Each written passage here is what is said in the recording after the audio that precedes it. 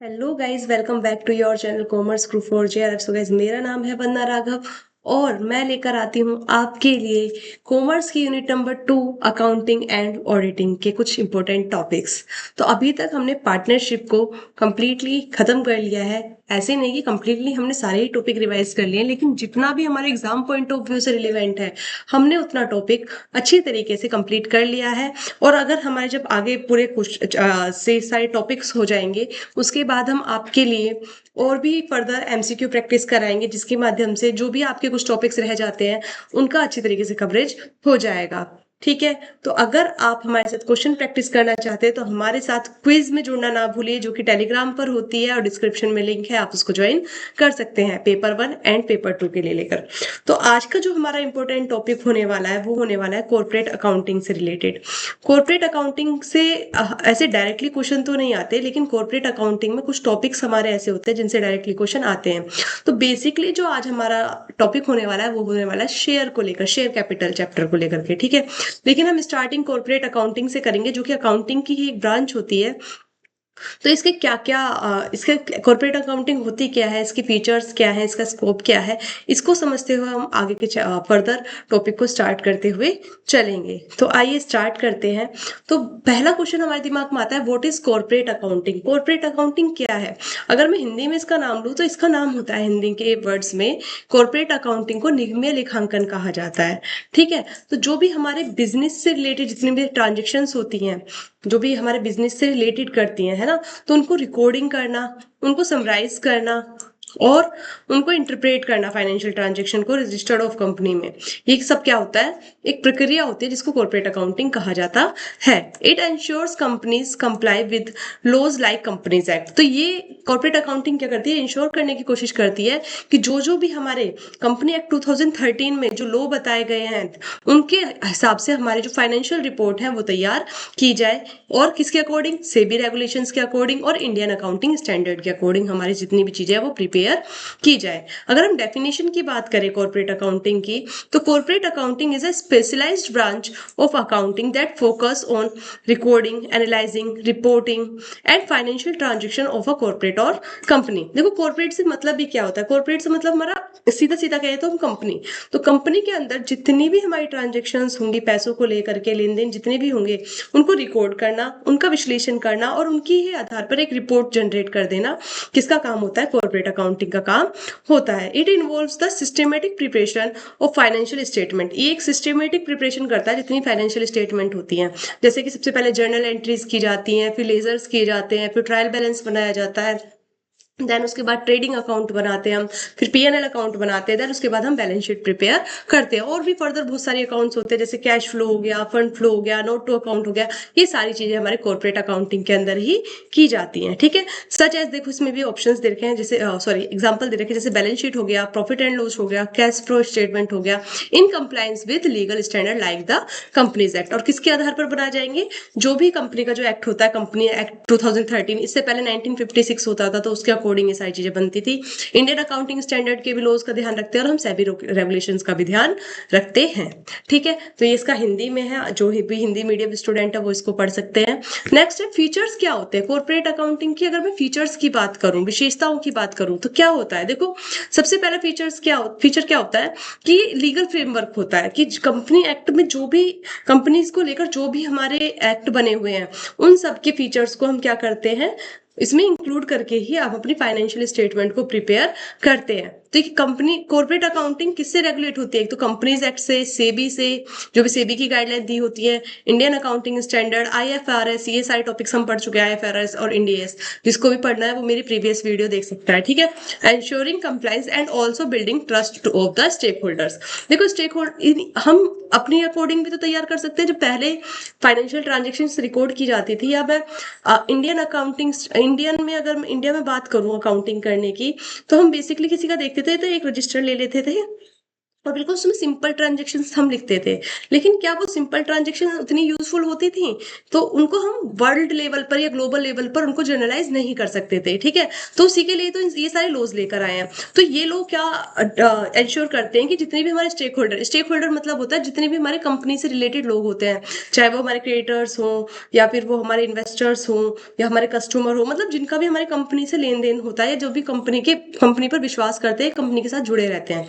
तो उन लोगों को क्या करें, ट्रस्ट बिल्ड कर सके, क्योंकि हर कोई फिर सेम ही चीजें अपनाएगा ना, किसी के में भी डिफरेंस नहीं मिलेगा। जब डिफरेंस नहीं मिलेगा तो लोग आसानी से ट्रस्ट कर पाते हैं उस चीज पे, ठीक है। कॉम्प्लेक्स एडजस्टमेंट को करने के लिए जैसे it involves consolidation of subsidiaries, depreciation लगाते हैं, प्रोविजंस लगाते हैं, टैक्सेशन के, अमोर्टाइजेशन, गुडविल एडजस्टमेंट, ये सारी चीजें किसमें करनी कर ये सारी कॉम्प्लेक्सिटीज किसमें करी हो जाती है, कॉर्पोरेट अकाउंटिंग के अंदर इसको एडजस्ट किया जाता है। इसका डुअल पर्पस होता है रिपोर्टिंग करने का। डुअल पर्पस का मतलब होता है कंपनी की, किसी भी कंपनी की दो टर्म होती है, या एक तो होती है इंटरनल टर्म, एक होती है एक्सटर्नल टर्म। इंटरनल टर्म का मतलब होता है जो भी वहाँ के मैनेजर्स हैं, है ना, मैनेजमेंट जो भी है, या जो भी वहाँ पे बोर्ड ऑफ डायरेक्टर्स बैठे हैं, वहाँ पे एग्जीक्यूटिव्स बैठे हैं, मतलब जो भी कंपनी के आंतरिक रूप से जो उनसे कंपनी से रिलेट होते हैं। तो कॉर्पोरेट अकाउंटिंग उनके लिए भी की जाती है जो कंपनी को आंतरिक रूप से संभाल रहे हैं। प्लस कॉर्पोरेट अकाउंटिंग उन लोगों के लिए भी उतनी ही बेनिफिशियल है जो कंपनी के आउटसाइडर्स होते हैं, जैसे कि कोई इन्वेस्टर हो गया या कोई रेगुलेटर हो गया या कोई क्रेडिटर्स हो गया। ये सारे क्या होते हैं, कंपनी के एक्सटर्नल यूजर होते हैं, कंपनी की जो भी फाइनेंशियल रिपोर्ट होती है, ठीक है। तो इन लोगों के लिए भी ये फाइनेंशियल कॉर्पोरेट अकाउंटिंग काम करती है, ट्रांसपेरेंसी एंड अकाउंटेबिलिटी लाने के लिए, कि जो भी कंपनी के अंदर काम हो रहा है या जो भी लोग उस काम को कर रहे हैं और जो लोग उसका यूजेज लेने वाले हैं, उन दोनों के बीच क्या हो सके, ट्रांसपेरेंसी ला सके कि किसने ये बनाया, क्या क्या प्रॉफिट्स हैं, क्या लॉस हैं, ये सारी चीजें हमारे कॉर्पोरेट अकाउंटिंग के थ्रू पॉसिबल होती है। प्लस अकाउंटेबिलिटी का मतलब होता है जवाबदेही, कि जिसने जो चीज काम किया है, जिसकी जो जिम्मेदारी है, अगर उसमें कुछ गलती पाई जाती है तो वो उसके प्रति उत्तरदायी भी होगा, मतलब वो जवाब भी देगा कि ये चीज कैसे हुई है और कैसे नहीं हुई है। और ग्लोबल कंपेटिबिलिटी के लिए मतलब हमारी जो फाइनेंशियल रिपोर्ट तैयार होंगी वो ऐसा नहीं कि सिर्फ इंडिया में या फिर हमारी कंपनी के अंदर ही लीगल मानी जाएंगी, वो पूरे वर्ल्ड लेवल पर या पूरे ग्लोबल लेवल पर उनका यूजेस होगा, क्योंकि हम ना इंटरनेशनल स्टैंडर्ड से अपने IFRS को कर लिया था अपना चेंज, है ना। तो उनके अकॉर्डिंग हम क्या कर सकते हैं, अपनी फॉरेन इन्वेस्टमेंट को भी बढ़ावा दे सकते हैं और क्रॉस बॉर्डर भी काम कर सकते हैं, वो उसके लिए भी एप्लीकेबल होंगी, ठीक है। फिर इसका भी सारा हिंदी वर्जन है, वैसे मैं हिंदी में ही समझा रही हूँ, आपको समझ में आ जाएगा। फिर भी अगर किसी को पढ़ना है तो वो इसको पढ़ सकता है, ठीक है। फिर स्कोप क्या क्या है, तो ये क्या करता है, जितनी भी कॉर्पोरेट ट्रांजेक्शन्स होती है उनको कवर करने की कोशिश करता है ना। जो भी जैसे कि डिविडेंड हो गया, पेमेंट ऑफ डिविडेंड हो गया, शेयर हो गया, जो कि आज का हमारा चैप्टर होने वाला है, कोई रिडेम्पशंस हो गया, मर्जर हुआ है, एक्वाइजिशन हुआ है, या लिक्विडेशंस हुआ है। हम धीरे धीरे करके एक ये सारे चैप्टर भी कंप्लीट करते हुए चलेंगे। तो सारी ट्रांजेक्शन को सिस्टमेटिक मैनर में रिकॉर्ड किया जाता है, किसके अंदर, कॉर्पोरेट अकाउंटिंग के अंदर, ठीक है। तो कॉर्पोरेट अकाउंटिंग का मतलब सीधा सा मतलब ये है कि बिजनेस से रिलेटेड जितनी भी हमारी ट्रांजेक्शन होंगी और वो भी फाइनेंशियल ट्रांजेक्शन, उन सबको रिकॉर्ड करना सिस्टमेटिक वे में और उनको यूजफुल बनाना अपने इंटरनल यूजर के लिए भी और एक्सटर्नल यूजर के लिए भी, ये कॉर्पोरेट अकाउंटिंग का काम होता है, अगर मैं सीधी सी बात कहूँ, ठीक है। फिर ये लोअर ओरिएंटेड कॉम्प्लायंस होते हैं, क्यों, क्योंकि कंप्लायंस इसलिए होते हैं क्योंकि ये बहुत सारे जितने भी हमारे कंपनी से रिलेटेड एक्ट बने हुए हैं, जो भी इनको रेगुलेट करता है, उन सारे एक्ट की जितने भी लीगल जरूरतें होती हैं उनको ये पूरा करता है। स्टेक होल्डर फोकस्ड रिपोर्टिंग, जब भी वो रिपोर्ट बनाते हैं तो वो कैसी रिपोर्ट बनाते हैं, हमारी स्टेक होल्डर से फोकस रिलेटेड बनाते हैं, मतलब कि वो रिपोर्ट उनको ध्यान में रख के बनाई जाती है जो उनका यूज करने वाले हैं। फाइनेंशियल रिपोर्टिंग से क्या होता है, हमारा फाइनेंशियल स्टेटमेंट से क्या होता है कि हम अच्छा डिसीजन ले पाते हैं कि हमें बजट क्या रखना है, कॉस्ट कंट्रोल क्या करनी है ना, बोल रहे हैं ना कि क्या क्या करने में मदद करता है। तो बजटिंग करने में, कॉस्ट कंट्रोल करने में, इन्वेस्टमेंट करने के लिए, या अपना प्रोजेक्ट को हम एक्सपेंशन करना चाहते हैं ना, तो ये सब क्या करता है, डिसीजन मेकिंग करने में भी हमारी हेल्प करता है। और ग्लोबल रिलेवेंस इसका है, क्योंकि हम IFRS पढ़ते हैं ग्लोबल लेवल पर और उसी के अकॉर्डिंग हमने इंडियन अकाउंटिंग स्टैंडर्ड चेंज कर लेते हैं अपना इंडिया, है ना। तो उसके हिसाब से हम क्या कर सकते हैं, अपनी फाइनेंशियल रिपोर्ट को ग्लोबल रिलेवेंस भी बना सकते हैं, ठीक है। आई होप आपको ये क्लियर हो गया होगा। फिर से वही है, हिंदी में सबका वर्जन है, आप पढ़ लेंगे। फिर हमारा जो आज का इंपॉर्टेंट टॉपिक है वो स्टार्ट होता है यहाँ से। अभी तक सिर्फ मैंने कॉर्पोरेट अकाउंटिंग को आपको समझाने की कोशिश की, जिससे कि क्या हो कि आपके दिमाग में एक बैठ जाए कॉन्सेप्ट कि कॉर्पोरेट अकाउंटिंग क्या होती है, क्योंकि ये अकाउंटिंग का ही एक फर्दर एक ब्रांच है। तो लेकिन आज का जो हमारा मेन टॉपिक है वो है हमारा शेयर को लेकर के। शेयर मतलब क्या होता है? तो शेयर का मतलब मैं बहुत आराम से आपको समझाती हूँ कि शेयर का मतलब क्या होता है। मान लो ये है मेरा एक बिजनेस, ठीक है, मेरी ड्राइंग बहुत अच्छी है, ये मेरा क्या है, एक बिजनेस है, ठीक है। अब इस बिजनेस को खड़ा करने के लिए मुझे क्या चाहिए, कम से कम मेरे 10 लाख रुपए लग जाएंगे। कितने लाख रुपए लग जाएंगे? 10 लाख रुपए। छोटी मोटी अमाउंट हम बात नहीं करते, ठीक है। तो मेरे को ये बिजनेस स्टार्ट करने के लिए क्या चाहिए? 10 लाख रुपए की कैपिटल चाहिए। क्या चाहिए? कैपिटल।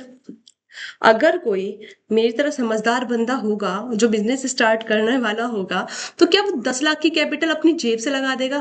क्या वो 10 लाख की कैपिटल अपनी पॉकेट से लगा देगा? तो आंसर इज नो।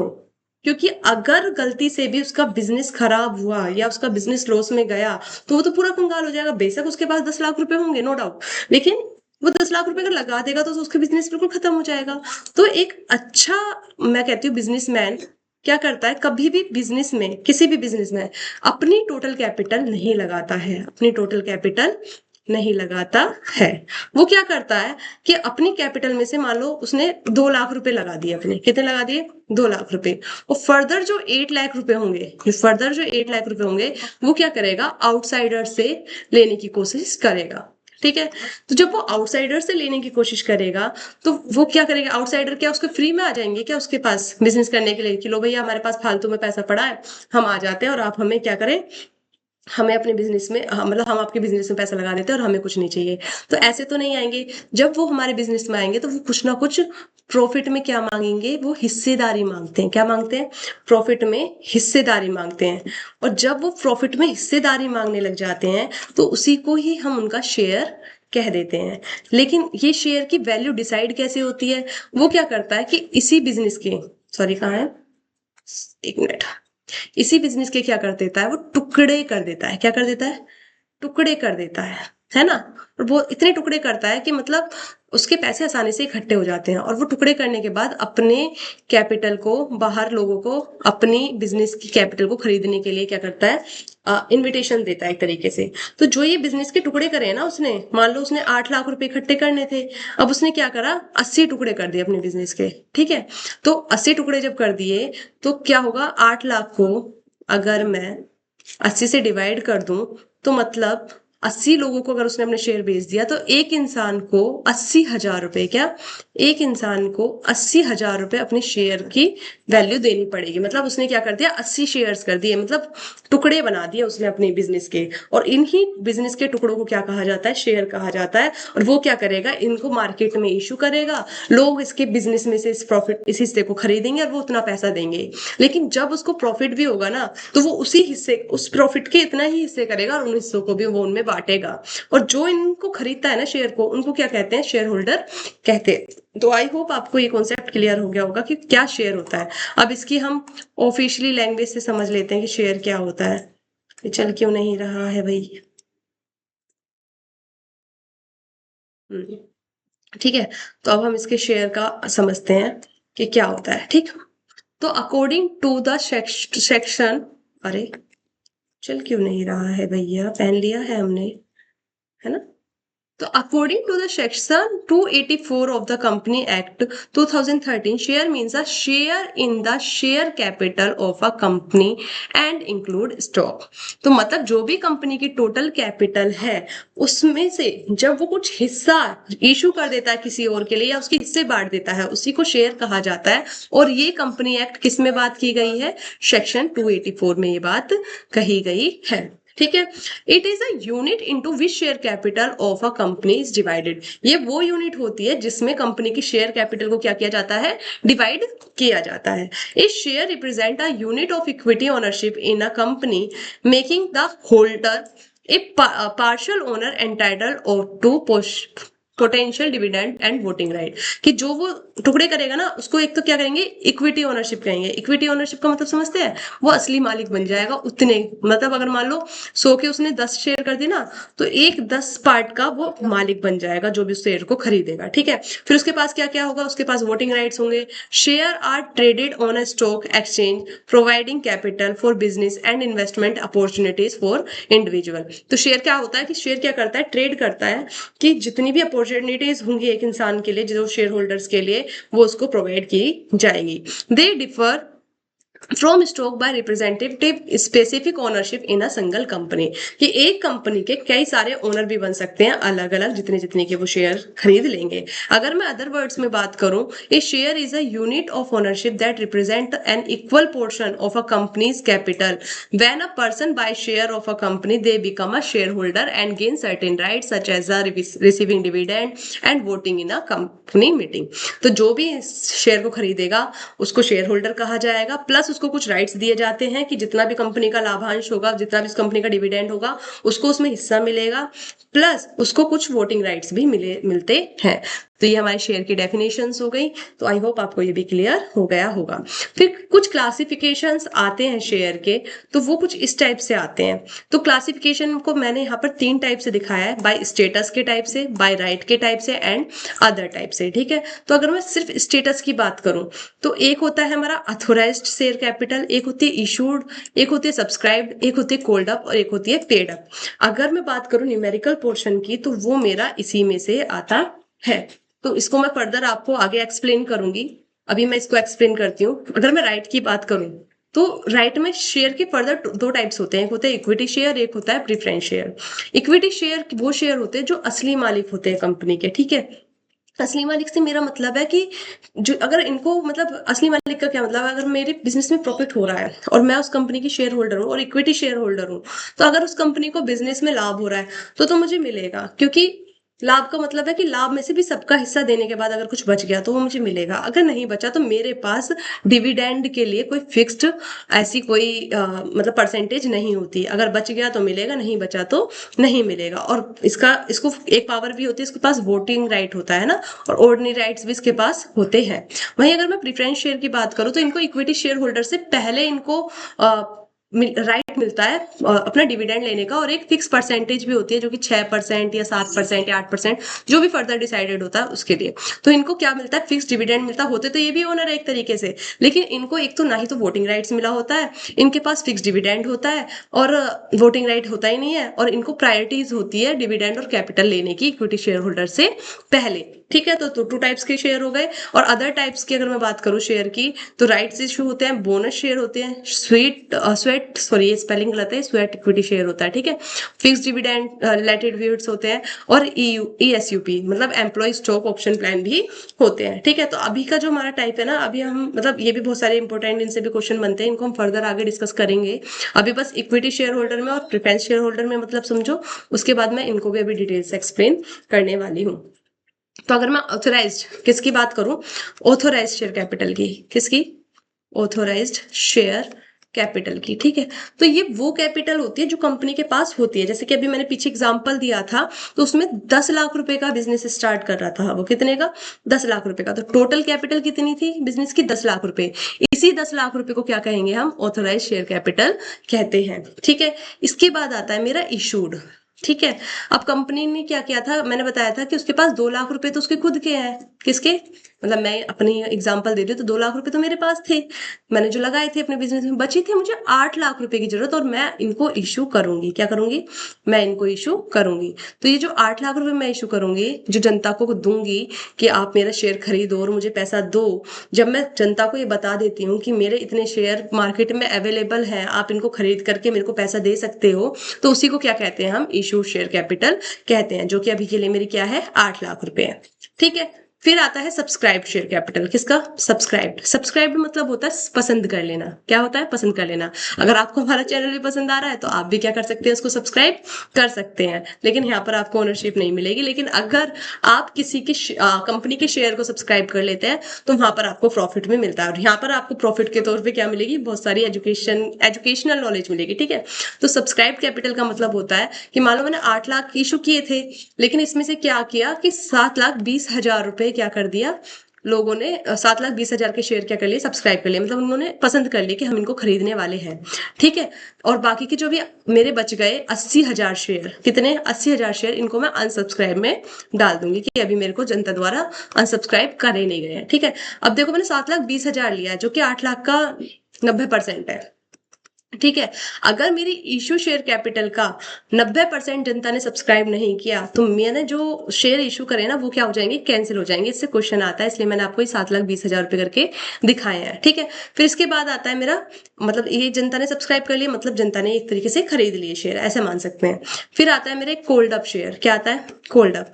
तो मतलब कंपनी क्या करती है ना कि जो जिसने भी शेयर होल्डर से ना एक साथ पैसे नहीं मंगाती है, वो क्या करती है कि थोड़े थोड़े जरूरत पड़ने पर पैसे मंगाती है, और जितने वो मांग लेती है कंपनी अपने शेयर होल्डर से पैसे, मतलब मान लो 7,20,000 रुपए थे, अब इसमें से कंपनी ने मान लो कि आपको आपके क्या, हम पेन बच गया, आपके मान लो 1 लाख शेयर मांग लिए। ठीक है, तो 1 लाख शेयर जितनी मांग लिए वो क्या हो जाएगी? मेरी कोल्ड अप कैपिटल हो जाएगी। और अगर 1 लाख में से 50,000 उस शेयर होल्डर ने मुझे दे दिए, 50,000, तो वो क्या हो जाएगी? मेरी पेड अप कैपिटल हो जाएगी। आई होप आपको ये क्लियर हो गया होगा। ठीक है, नेक्स्ट में अभी इसकी डिटेल मैंने दे रखा है, वो आप पढ़ लेंगे कि ऑथोराइज शेयर कैपिटल क्या होती है, कि वो मैक्सिमम अमाउंट होती है जो कंपनी ने लीगली अलाउड कर रखी है issue of share to his share holder. ठीक है, this limit is defined in the company memorandum of association. जो कंपनी का मेमोरेंडम ऑफ एसोसिएशन होता है ना, मेमोरेंडम ऑफ एसोसिएशन का मतलब होता है कि कंपनी के पास एक बुक होती है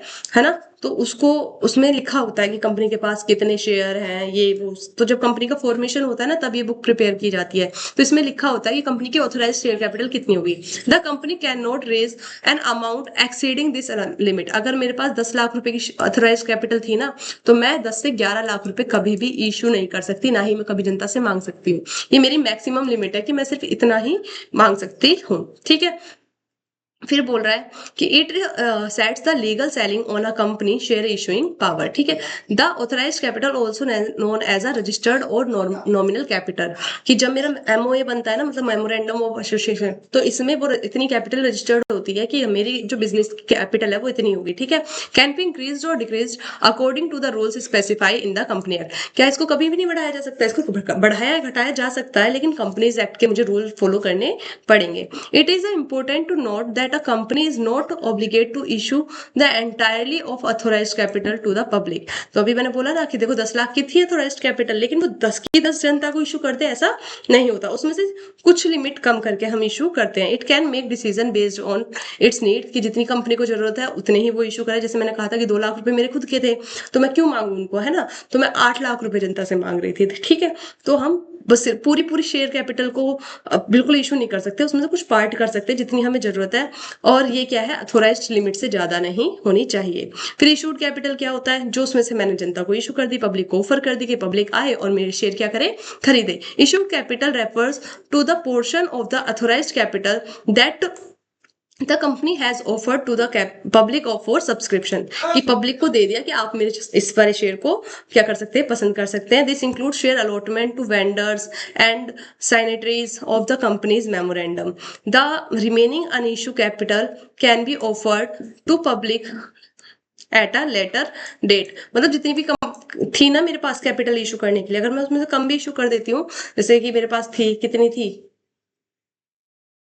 8 लाख रुपए बची थी, लेकिन 7,20,000 कंपनी ने इशू करी, 8 लाख की इशू कर दी, तो जरूरी नहीं कि कंपनी सारी ही इशू कर दे, जितनी उसको जरूरत है उतनी इशू कर दे, और बाकी का वो बाद भी इशू कर सकती है। ठीक है, फिर सब्सक्राइब कैपिटल वो होती है जो जनता द्वारा पसंद कर ली जाती है, जनता द्वारा खरीद ली जाती है, जनता पसंद हो जाती है कि हम क्या करें, इसको ले सकते हैं। ठीक है, तो सब्सक्रिप्शन फुली सब्सक्राइब भी हो सकता है, अंडर सब्सक्रिप्शन भी हो सकता है, ओवर सब्सक्रिप्शन भी हो सकता है। तो इसको हम फर्दर आगे समझते हुए चलेंगे। अंडर सब्सक्रिप्शन का मतलब होता है कि अगर 8 लाख के शेयर इशू किए और आपके जो शेयर होल्डर है उन्होंने 8 लाख से कम आपकी कैपिटल को सब्सक्राइब किया है तो उसको अंडर सब्सक्रिप्शन कहते हैं। और लेकिन अगर आपको 8 लाख से ज्यादा शेयर आ जाए, आपके पास ज्यादा एप्लीकेशंस आ जाए कि हम भी आपके शेयर खरीदना चाहते हैं, हम भी आपके शेयर खरीदना चाहते हैं, कि आपकी कंपनी गुडविल अच्छी है तो ज्यादा शेयर भी एप्लीकेशन आ सकती है ना, तो उसको ओवर सब्सक्रिप्शन कहते हैं। तो ओवर सब्सक्रिप्शन को हम बुक्स ऑफ अकाउंट में रिकॉर्ड नहीं करते हैं, ठीक है।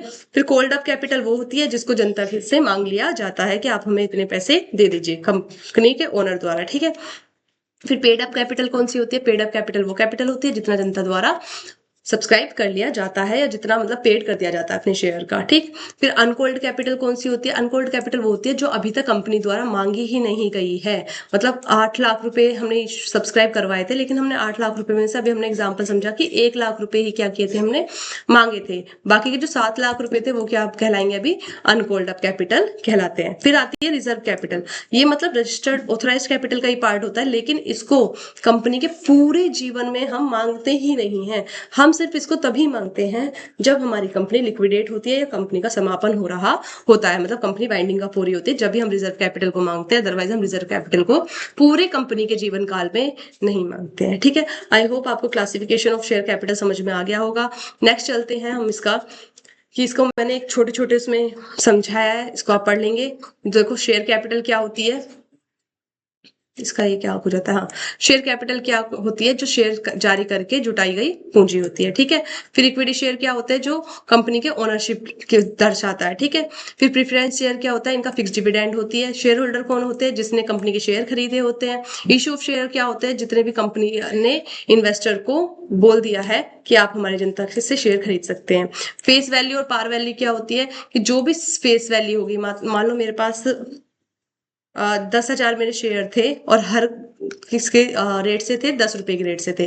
तो ये जो 10 रुपए की एक शेयर में बोल रही हूँ ना, तो यही क्या हो जाएगी? मेरी फेस वैल्यू या पार वैल्यू बोलती हूँ। प्रीमियम ऑन शेयर क्या होता है? कि यही अगर मैं 10,000 रुपए के शेयर को 12 रुपए में इशू कर देती हूँ, मतलब है तो मेरे 10 रुपए की, लेकिन मैं इसको 2 रुपए प्रीमियम के साथ इशू कर देती हूँ, तो अधिक अमाउंट जो होती है वो क्या होता है? प्रीमियम होती है। डिस्काउंट क्या होते हैं? डिस्काउंट को अगर मैं कहूँ 10 रुपए का शेयर को अगर मैं 9 रुपए में इशू कर देती हूँ, तो जो 1 रुपए मैंने कम करा है ना, ये क्या हो जाता है? मेरा डिस्काउंट हो जाता है, ठीक है। फेस वैल्यू से कम वाली अमाउंट, अगर फेस वैल्यू से कम पर मैं इशू करती हूँ। लेकिन कंपनी एक्ट 2013 में बोला गया है कि आप डिस्काउंट पर शेयर को इशू नहीं कर सकते हैं, ठीक है। और अलॉटमेंट का मतलब होता है कि जब आपके पास एप्लीकेशन आ जाती है और उसके बाद आप जितने शेयर देना चाहें जिस जनता को, तो जितने शेयर आप बांट देते हैं उसको क्या कहते हैं? हम अलॉटमेंट कहते हैं। एप्लीकेशन मनी क्या होती है? कि जब आपके शेयर को जनता खरीदती है तो आपको क्या देती है? पैसे देती है, और वो एप्लीकेशन के थ्रू आते हैं। जैसे कि हमारे लिए भी क्या होता है ना, कि जैसे कोई वैकेंसी निकली है ना, और हम जा जाके सब अप्लाई करते हैं, क्या सबको जॉब मिल जाती है? क्या सबको जॉब मिल जाती है? नहीं मिलती सबको जॉब, है ना। तो एप्लीकेशन तो बहुत सारी हो सकती है, लेकिन अलॉटमेंट बहुत सारे नहीं हो सकते। अलॉटमेंट तो उतने होंगे जितने उसके पास शेयर होंगे, है ना। वही है ना कि अगर भर्ती है 15, तो 15 लाख फॉर्म तो आ जाते हैं एप्लीकेशन के तौर पे, लेकिन भर्ती तो 15 लोगों को ही मिलेगी ना। तो वही वाली बात है कि एप्लीकेशन वो होती है जो मनी रिसीव्ड हो जाती है एप्लीकेशन फॉर शेयर्स के लिए, ठीक है। फिर कॉल इन एरियर क्या होता है? कि जब कंपनी पैसे मांगती है और लेकिन जो शेयर होल्डर होता है वो अपने पैसे नहीं दे पाता, तो उसको क्या कह देते हैं? कॉल इन एरियर कह देते हैं, ठीक है। कॉल इन एडवांस क्या होता है? कि कोई शेयर होल्डर क्या होता है ना, ज्यादा पैसे वाला होता है, तो वो क्या करता है कि वो एडवांस में ही अपने पैसों को पहले से दे के रखता है कंपनी को, तो उसको क्या कह देते हैं? कॉल्स इन एडवांस कह देते हैं। बोनस शेयर क्या होता है? कि जो भी कंपनी के एग्जिस्टिंग शेयर होल्डर्स होते हैं ना, उनको फ्री में कुछ कंपनी कुछ शेयर इशू कर देती है, तो उसको हम बोनस शेयर कहते हैं, ठीक है। राइट इशू क्या होता है? कि मौजूदा शेयरधारकों को पहले शेयर की पेशकश, मतलब बाहर इशू करने से पहले क्या करती है कंपनी? अपने जो शेयर होल्डर होते हैं उन्हीं को ही इशू करती है, तो उनको राइट इशू मिल जाता है कि वो अपने शेयर को सबसे पहले खरीद सकते हैं। शेयर ट्रांसफर का मतलब होता है कि अगर मान लो मैं किसी कंपनी की शेयर होल्डर हूँ और मेरे पास पैसा नहीं है या मेरा इंटरेस्ट नहीं रहा कंपनी में ज्यादा इन्वेस्ट करने का या कुछ भी, तो मैं अपने शेयर को क्या कर सकती हूँ? ट्रांसफर कर सकती हूँ। फिर यहाँ पे है पार वैल्यू और इशू प्राइस का। तो पार वैल्यू क्या होती है? कि जो हमारी नॉमिनल वैल्यू होती है, क्या होती है? Nominal value stated in a companies document. और इशू प्राइस क्या होता है? जिसपे हम इन्वेस्टर को इशू कर देते हैं, ठीक है। फिर वो ये तो इशू प्राइस तो कम ज्यादा हो भी सकता है, लेकिन पार वैल्यू तो सेम रहती है, ठीक है।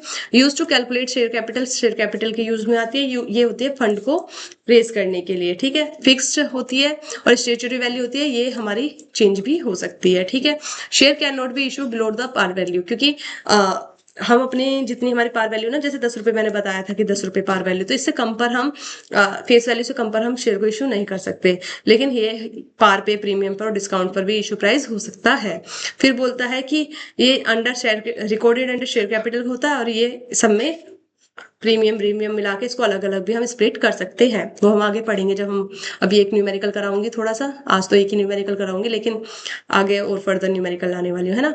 तो ये कभी कभी चेंज होती है, लेकिन ये वेरी करती रहती है, ठीक है। जैसे ये 10 रुपए हो गया मान लो किसी का इशू प्राइस, और यहाँ पे क्या हो गया कि अगर मैंने प्रीमियम के साथ करा तो 15 और डिस्काउंट के साथ करा तो 8, और वैसे 10 रुपए ही है। तो ये वेरी करता है, ये वेरी नहीं करता है, ठीक है। फिर ये कुछ share capital, working capital and loan और रिजर्व कैपिटल के कुछ मैंने ऐसे बाइफर्केशन दिखाए हुए हैं, वो आप देख सकते हैं। फिर आते हैं हम अपनी जर्नल एंट्री पे। ये सबसे इंपॉर्टेंट पार्ट है, अगर मैं ये कहूँ तो ये मोस्ट इंपॉर्टेंट पार्ट है। अभी तक जो मैंने कहानी सुनी थी वो तो सिर्फ कॉन्सेप्ट क्लियर करने के लिए थी, लेकिन ये वाला जो पार्ट है इससे क्वेश्चन बनते हैं, है ना। तो अभी हम ये वाला पार्ट करते हैं। तो जर्नल एंट्रीज, अगर मैं शेयर कैपिटल की बात करूँ तो सबसे पहले हम एप्लीकेशन मनी को क्या करते हैं, रिसीव करते हैं। एप्लीकेशन मनी रिसीव क्यों होती है? देखो सारी जितने भी हम पैसे मंगवाते हैं ना, पूरे जितने भी हमने इशू कर लिए, सब्सक्राइब कर लिए जितने भी, तो हम एक एक पार्ट करके मंगवाते हैं, है ना। लेकिन एक एक पार्ट करके मंगवाने से पहले हमें क्या होता है, एप्लीकेशन मनी रिसीव करनी होती है। एक साथ तो हम सारे पैसे मंगवाते नहीं है। तो यही हम क्या मंगवाते हैं, सब पहले एप्लीकेशन मनी से पैसा आएगा, फिर जितने हमने अलॉट कर दिए उससे, फिर share first call, final call, या फर्दर जितनी भी कॉल वो करनी चाहे कंपनी उतनी कर सकती है, ठीक है। तो ऐसे हम क्या करते हैं, अपने कंपनी से शेयर मंगवाते हैं, ठीक है। मैं इसका पेन का कलर चेंज कर लेती हूँ थोड़ा सा, क्योंकि किसी का डाउट आया था कि मैम पेन का कलर शो नहीं होता है ब्लू वाली इस पे, ठीक है। तो सबसे पहले क्या होता है कि जब आप कोई एप्लीकेशन फॉर्म फिल करते हो, तो आप तो सिर्फ पैसे दे रहे होते हो ना, जो भी वैकेंसी आई होती है उसको, वहां से आपको कुछ मिल थोड़ी ना रहा होता है ना, आपको वहां पे कोई अभी जॉब मिल रही है, कुछ ऐसा मिल रहा है। तो उसी पे हम समझ सकते हैं कि जब भी कोई कंपनी अपने शेयर इशू करती है तो सबसे पहले उसको एप्लीकेशन मनी रिसीव हो जाती है, क्योंकि जनता इंटरेस्ट दिखाती है कि हमने आपकी इतनी शेयर कैपिटल को क्या कर लिया है, सब्सक्राइब कर लिया है, ठीक है। तो सबसे पहले हमारी जो एंट्री होती है वो होती है bank account debit to share capital, share application account, क्योंकि सबसे पहले हमें एप्लीकेशन की मनी क्या हो जाती है, रिसीव होती है। तो बीइंग एप्लीकेशन मनी रिसीव्ड, ठीक है। तो ये इसकी नरेशन लिखनी जरूरी होती है, लेकिन अभी हम एमसीक्यू की प्रैक्टिस कर रहे हैं, तो बस आप पढ़ सकते हैं, ठीक है। फिर सेकंड जो होती है वो हम ट्रांसफर कर देते हैं अपनी सारी मनी को किसी में, शेयर कैपिटल में। ट्रांसफर की एंट्री जो होती है वो होती है share capital account debit to share capital account, ठीक है। Share application account debit to share capital account, okay. फिर थर्ड वाली एंट्री हम पहले ड्यू करते हैं, पहले हम मांगते हैं पैसे, फिर हमें रिसीव होते हैं। बस पहली एंट्री ऐसी होती है जिसमें हमें पहले मनी रिसीव हो जाती है, उसके बाद हम ट्रांसफर कर देते हैं, ठीक है। लेकिन बाकी सब में हम क्या करेंगे, पहले हम ड्यू की एंट्री बनाएंगे, फिर उसके बाद में हमें रिसीव की एंट्री मिलेगी, ठीक है। तो फिर हम क्या करते हैं, पहले अलॉटमेंट मनी को क्या करते हैं, हम ड्यू करते हैं। तो ड्यू करने की एंट्री होती है share allotment account debit to share capital account, ठीक है। तो हमने ड्यू कर ली, फिर जनता हमें पैसे देगी, तो हम क्या एंट्री बनाएंगे, bank account debit to share allotment account. मैं ये सोच के चल रही हूँ कि आपको जर्नल एंट्री आती होंगी, तो बस मैं अभी आपको फर्दरी वर्बली एक्सप्लेन कर रही हूँ। फिर फिफ्थ एंट्री है हमारी शेयर कॉल। अब कॉल में हमारी यहाँ पे फर्स्ट कॉल भी हो सकती है, फिर फर्स्ट एंड फाइनल कॉल भी हो सकती है। कंपनी ऐसा भी कर सकती है 3 या 4 कॉल में पैसे, वैसे मैक्सिमम 3 में ही मंगाती है। फर्स्ट कॉल, पहले फर्स्ट कॉल की एंट्री बन जाएगी सेम, फिर सेकंड कॉल की बन जाएगी, फिर same third and final call की भी बन सकती है। एंट्री सेम ही बनेगी, पहले ड्यू की बनेगी share call account debit to share capital account, फिर bank account debit to share call account, ठीक है। तो ये हमारी सारी एंट्री बनती है। आइए इसका मैंने एक छोटा सा एग्जांपल लेकर आई हूँ, जो कि मुझे लगता है आपको समझ में आ ही जाएगा। तो बोल रहा है fashion fabric limited issued 1 lakh share करें, अब 10 रुपए का एक शेयर है, ठीक है। तो इन्होंने ये इशू किया है, और 1 अप्रैल 2025 को the amount payable on this share was under, बोल रहा है 2 रुपए तो एप्लीकेशन पे मांगे थे इन्होंने, 3 रुपए अलॉटमेंट पे मांगे हैं, और 5 रुपए इन्होंने कॉल पे मांगे हैं, ठीक है। तो अब मैं इसकी जर्नल एंट्री बनाती हूँ, तो मैं आपको जर्नल एंट्री इसकी यहीं बनाकर दिखा देती हूँ। तो पहला कॉलम जो बनता है मेरा, सॉरी, पहला कॉलम जो बनता है वो बनता है मेरा डेट का, फिर बनता है मेरा पर्टिकुलर, फिर बनता है मेरा LF, ठीक है। फिर बनता है मेरा डेबिट की अमाउंट एक एक तरफ, और एक तरफ बनती है मेरी क्रेडिट की अमाउंट, ठीक है। तो ऐसे मेरी क्या बनती हैं, ये लाइंस बनती हैं जो कि हम बनाते हैं। बाकी अगर कोई मतलब टीजीटी पीजीटी का स्टूडेंट है जिसका मीन्स वगैरह चल रहे हैं आजकल, तो उनके लिए तो ठीक है, लेकिन फिर भी हमारे कॉन्सेप्ट क्लियर के लिए मैं बस एक क्वेश्चन ऐसे बता रही हूँ, बाकी आगे के तो फिर हम प्रैक्टिस करते चलेंगे, ठीक है। तो यहाँ पर हम लिखते हैं डेट, यहाँ पर होता है हमारा पर्टिकुलर, ठीक है। फिर हमारा यहाँ पर होता है हमारा LF, लेजर फॉलो इसको हम बोल देते हैं। फिर यहाँ पर होती है हमारी अमाउंट और यहाँ पर भी होती है हमारी अमाउंट। तो ये वाली अमाउंट हमारी डेबिट की होती है और ये वाली अमाउंट हमारी क्रेडिट की होती है। तो यहाँ पर्टिकुलर डेट जो भी होता है, तो पहला जो है वो बोल रहा है ₹2 पर शेयर और एप्लीकेशन। तो हमारी पहली एंट्री क्या बनती है? पहली एंट्री तो हमारी रिसीव की बनती है। तो हम क्या बनाएंगे? Bank account debit to share application, है ना, अकाउंट। ठीक, ₹2 का है तो हम इसकी कैलकुलेशन कर लेंगे कि 1 लाख शेयर थे और मल्टीप्लाइड 2, क्योंकि ₹2 की एप्लीकेशन है तो यहाँ भी फर्दर क्या आ जाएगी? 2 लाख अमाउंट आ जाएगी। ठीक है, और इधर भी क्या आ जाएगी? क्रेडिट में भी मेरी 2 लाख अमाउंट आ जाएगी। ठीक है, ठीक, और फिर हम इसकी एक नरेशन लिख देते थे कि बीइंग एप्लीकेशन मनी रिसीव्ड। ठीक है, ये होगी मेरी फर्स्ट एंट्री। फिर मेरी यहाँ सेकंड एंट्री बनेगी। सेकंड एंट्री में हम क्या करते हैं? अपनी शेयर एप्लीकेशन का पैसा क्या करते हैं? शेयर कैपिटल में ट्रांसफर कर देते हैं। तो यहाँ पे हमारी एंट्री बनेगी share application account debit to share capital account. ठीक है, कैपिटल अकाउंट। तो ये भी क्या हो जाएंगे? 2 लाख रुपए, क्योंकि यहाँ पर अभी प्रीमियम वगैरह का केस हम नहीं पढ़ रहे हैं, बस आज हम थोड़ा सा ही खाली कॉन्सेप्ट को रिवाइज करने के लिए, हम कॉन्सेप्ट को क्लियर करने के लिए अपना पढ़ रहे हैं। ठीक है, तो ये हो गया मेरा। फिर इसकी नरेशन हम लिख देंगे being share capital transfer to, sorry, being application money transfer to share capital account. ठीक है, फिर सेकंड वाली जो कॉल होगी वो मेरी बन रही है अलॉटमेंट की। तो पहले एंट्री मैं किसकी बनाऊंगी? ड्यू की। जब मैं ड्यू की एंट्री बनाती हूँ तो मैं बनाती हूँ share allotment account debit to share capital account. देखो, अगर आज का ये वाला कॉन्सेप्ट अगर अच्छे से समझ में आ जाएगा तो आगे के कॉन्सेप्ट में दिक्कत नहीं होगी। ठीक है, कैपिटल अकाउंट। तो ये कितना था? ₹3 था, तो वही 1 लाख के शेयर है हमारे और ₹3 इसने ही मांग लिए, तो ये हो जाएगा हमारे ₹3 लाख। कितना हो जाएगा? 3 लाख, और यहाँ भी आ जाएगा मेरा ₹3 लाख। ठीक है, और इधर वाला शायद आपको अमाउंट दिख नहीं रही होगी। ओफो, यहाँ तो मैं छिप रही होंगी। चलो कोई नहीं, अगला वाला देखते हैं। ये है हमारी शेयर अलॉटमेंट मनी ड्यू के लिए लेकर। फिर हमारी रिसीव के लिए होगी bank account debit to share allotment. ठीक है, शेयर अलॉटमेंट अकाउंट। तो जो अलॉटमेंट की मनी रिसीव होगी वो हो जाएगी हमारी ₹3 लाख, यहाँ पर भी और इधर भी ₹3 लाख। ठीक है, तो इसके फर्दर एंट्रीज को मैं आपको इधर करके दिखाऊंगी। मैं वर्बली बोल रही हूँ तो आई होप आपको क्लियर हो ही रहा होगा, लेकिन फिर भी अगर नहीं हो रहा तो फिर फाइनल कॉल की एंट्री में बता देती हूँ। फाइनल कॉल की जब मैं ड्यू की एंट्री बनाऊंगी तो मेरा बनेगा, पहले ड्यू करेंगे तो शेयर, अब ये फाइनल कॉल ही लिख देती हूँ मैं इसको, क्योंकि इसने फर्स्ट कॉल फाइनल कॉल ऐसे करके तो मंगाई नहीं है ना। तो share final call account debit to share capital account. क्या है जी? Share capital account. तो ये ₹5 मांगे थे, तो ये यहाँ भी हमारा ₹5 लाख आ जाएगा और इधर भी हमारा ₹5 लाख आ जाएगा। ठीक है, तो ये आ गई हमारी ड्यू की एंट्री। इसके बाद हम रिसीव की बना देते हैं। तो ये बन जाएगी हमारी bank account debit to share share final call account. ठीक है, फाइनल कॉल अकाउंट। तो यहाँ भी क्या आ जाएगा? मेरा ₹5 लाख और यहाँ भी आ जाएगा मेरा ₹5 लाख। तो आई होप आपको ये तो क्लियर हो गया होगा। देखो, ये तो एक नॉर्मली एंट्री है, आप इसकी एंट्री को अगर अच्छे से याद कर लेंगे तो इसके आगे फर्दर जो क्वेश्चंस आते हैं ना वो मोस्टली आते हैं फॉरफीचर ऑफ शेयर से लेकर के। तो फॉरफीचर ऑफ शेयर आपको तभी समझ में आएगा, तब आपको ये वाले बिल्कुल बेसिक क्वेश्चन है, बेसिक कॉन्सेप्ट, अगर आपको ये अच्छे से क्लियर हो जाएगा तो आपको नेक्स्ट भी समझ में आने लगेगा। अगर यहाँ तक कोई डाउट लगता हो तो आप प्लीज मेरे से पूछ सकते हैं। तो अभी तक सिर्फ मैंने आपको कॉन्सेप्ट को पढ़ाया है, अभी आपको फर्दर कुछ नहीं। जो मेरी नेक्स्ट क्लास होगी उसमें मैं आपको बताऊंगी कि आपका नेक्स्ट क्या क्या चीजें और होने वाली हैं, मतलब क्वेश्चन कैसे आते हैं उनकी भी प्रैक्टिस में बहुत अच्छे तरीके से कराऊंगी। तो अगर आपको कॉन्सेप्ट समझ में आ गया और हमारा पढ़ाया हुआ पसंद आता है तो हमारे चैनल को लाइक शेयर एंड सब्सक्राइब करके रख लीजिए, और बिल्कुल भी जुड़ना ना भूले। फ्री में बिल्कुल क्विज प्रैक्टिस होती है आपके लिए पेपर 1 एंड पेपर 2 कॉमर्स की। तो आप हमारे टेलीग्राम चैनल को ज्वाइन कर सकते हैं, डिस्क्रिप्शन में लिंक है। Thank you so much guys. आपको इसकी पीडीएफ मैं आपको टेलीग्राम पर दे दूंगी जब मेरा ये कॉन्सेप्ट पूरा क्लियर हो जाएगा, उसके मतलब पूरा खत्म हो जाएगा उसके बाद। ठीक है, तो thank you so much guys, bye bye.